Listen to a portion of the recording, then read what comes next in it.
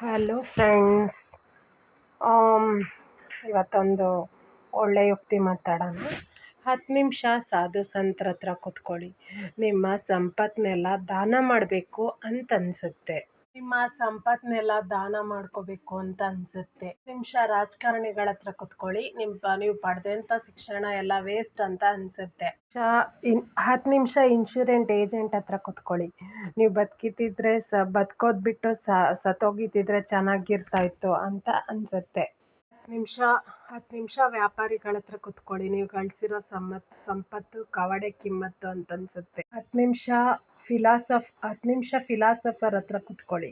ನೀವು ನಿಮ್ಮ ಮನಸ್ಸಿನಲ್ಲಿ ಅಜ್ಞಾನ ಎಷ್ಟು ಅಗಾಧವಾಗಿ ಬೇರೂರಿದೆ ಅಂತ ಗೊತ್ತಾಗತ್ತೆ. 10 ನಿಮಿಷ ಉತ್ತಮ ಶಿಕ್ಷಕರೊಂದಿಗೆ ನೀವು ಕುಳಿತುಕೊಳ್ಳಿ. ಮತ್ತೆ ವಿದ್ಯಾರ್ಥಿಯಾಗಿ ಕೂತ್ಕೊಂಡು ಪಾಠ ಕೇಳಬೇಕು ಅನ್ನುವ ಹೆಬ್ಬಯಕೆ ನಿಮಗೆ ಬರುತ್ತೆ. 10 ನಿಮಿಷ ರೈತರ ಎದುರುಗಡೆ ಕೂತ್ಕೊಳ್ಳಿ. ಅವ್ರು ಪಡೋ ಪರಿಶ್ರಮದ ಮುಂದೆ ನಿಮ್ಮ ಅತ್ಯಂತ ದೊಡ್ಡ ಪರಿಶ್ರಮ ಏನೇನಕ್ಕೂ ಲೆಕ್ಕಕ್ಕಿಲ್ಲ ಅಂತ ಅನಿಸುತ್ತೆ. 10 ನಿಮಿಷ ಸೈನಿಕರ ಹತ್ರ ಕೂತ್ಕೊಳ್ಳಿ. ನೀವು ಮಾಡ್ತಾ ಇರೋ ತ್ಯಾಗ, ಸೇವೆ, ಸಮರ್ಪಣೆ ಏನೇನೂ ಅಲ್ಲ. 10 ನಿಮಿಷ ಫ್ರೆಂಡ್ಸ್ ಜೊತೆ ಕೂತ್ಕೊಳ್ಳಿ. ಸ್ವರ್ಗ ಇಲ್ಲೇ ಇದೆ ಅನ್ನೋ ಸಾಕ್ಷಾತ್ಕಾರ ನಿಮಗಾಗುತ್ತೆ.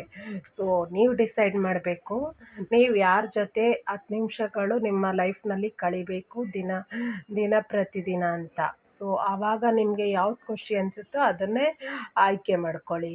ಇನ್ನೊಂದು ಶಾರ್ಟ್ ವಿಡಿಯೋದೊಂದಿಗೆ ನಿಮ್ಮನ್ನು ರೀಚ್ ಆಗ್ತೀನಿ.